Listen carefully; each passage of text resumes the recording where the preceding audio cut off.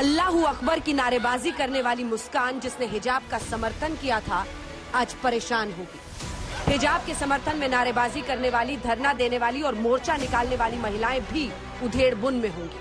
Karnataka high court ने उन सबको बड़ा झटका दिया है जो स्कूलों में यूनिफॉर्म से ज्यादा हिजाब पहनने की आजादी की हिमायत कर रहे थे। हाईकोर्ट ने हिजाब का समर्थन और स्कूल यूनिफॉर्म को चुनौती देने वाली तमाम याचिकाओं को खारिज कर दिया और फैसले में कई अहम टिप्पणियां की। पहला ये कि हिजाब इस्लाम के धार्मिक व्यवहार का अनिवार्य हिस्सा नहीं है। दूसरा, छात्र स्कूल यूनिफॉर्म पहनने से इनकार नहीं कर सकते। तीसरा, स्कूल यूनिफॉर्म व्यवस्था बनाए रखने के लिए लागू की गई वाजिब पाबंदी है। और चौथा, कर्नाटक सरकार के 5 फरवरी के आदेश को अमान्य करार देने का कोई मामला नहीं बनता है। मतलब ये कि हाईकोर्ट ने कर्नाटक सरकार के फैसले पर मुहर लगा दी, लिहाजा एक बार फिर सियासत सुलगने लगी। हम इस जजमेंट से डिसएग्री करते हैं। हेड स्कार्फ को बैन करने का मतलब ये है कि वो उन मुस्लिम लड़कियों को, उनके बिलीफ को हर्ट करता है और ये कहा जा रहा है कि आप या तो अपने रिलीजन पर चलिए या एजुकेशन को छोड़ दीजिए। कर्नाटक हाईकोर्ट की तरफ से रिजेक्ट किया गया और कहा गया कि ये धर्म का हिस्सा नहीं है। इसको लेकर के बहुत सारे लोग सवाल उठाते हैं। हिजाब को लेकर के ये जो हरा रंगनामा था वो टाइटैनिक और जहाँ तक सवाल है हिजाब पर हिंदुस्तान में कोई कंट्रोल नहीं है। आप मार्केट में हिजाब पहन के जा सकते हैं, आप किसी भी महफिल में हिजाब पहन के जा सकते हैं, आप किसी कार्यक्रम में हिजाब पहन के जा सकते हैं, लेकिन जो इंस्टीट्यूशंस हैं उनके अपने ड्रेस कोड होते हैं, डिसिप्लिन होती हैं, डेकोरम होते हैं, उसे स्वीकार करना पड़ेगा। हिजाब के समर्थकों को हाईकोर्ट के फैसले पर नाराजगी है। महबूबा मुफ्ती ने लिखा, हिजाब प्रतिबंध को बरकरार रखने का कर्नाटक हाईकोर्ट का फैसला बेहद निराशाजनक है। एक तरफ हम महिलाओं के सशक्तिकरण की बात करते हैं और दूसरी ओर हम उन्हें चुनने के अधिकार से वंचित कर रहे हैं। ये सिर्फ धर्म का नहीं बल्कि चुनने की स्वतंत्रता का मुद्दा है।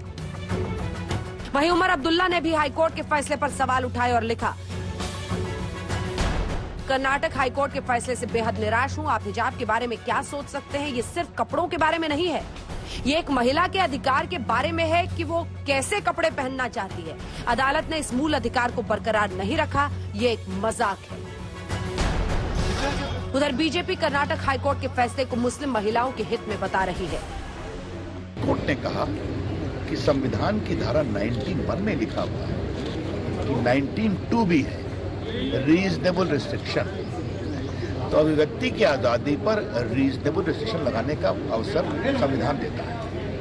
तो कोई स्कूल या कोई कॉलेज आपके लिए अगर ड्रेस प्रिस्क्राइब करता है तो ये रीजनेबल रिस्ट्रिक्शन है। इस बीच हाईकोर्ट के फैसले के विरोध में सड़कों पर मोर्चाबंदी शुरू हो गई है।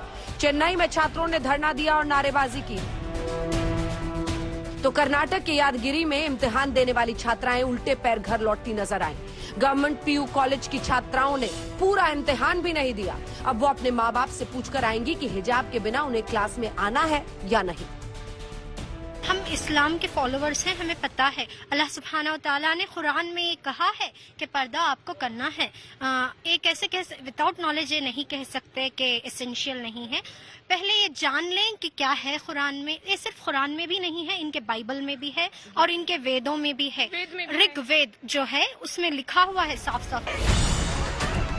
हिजाब के समर्थन में और कर्नाटक सरकार के फैसले के विरोध में हाईकोर्ट में याचिका डालने वाली आलिया कह रही हैं कि वो पढ़ने नहीं जाएंगी लेकिन हिजाब जरूर पहनेंगी। It depends on our government. It depends on the college will allow us inside the college with hijab. We have signed this petition because we wanted to wear hijab. We want to wear hijab and enter the classroom and write the exam. हिजाब के मुद्दे पर चुनाव में गोलबंदी की भरपूर कोशिश हुई। हालांकि यूपी समेत 4 राज्यों का नतीजा ये साफ करता है कि इसे भुनाने की कोशिश नाकाम रही। आज तक ब्यूरो।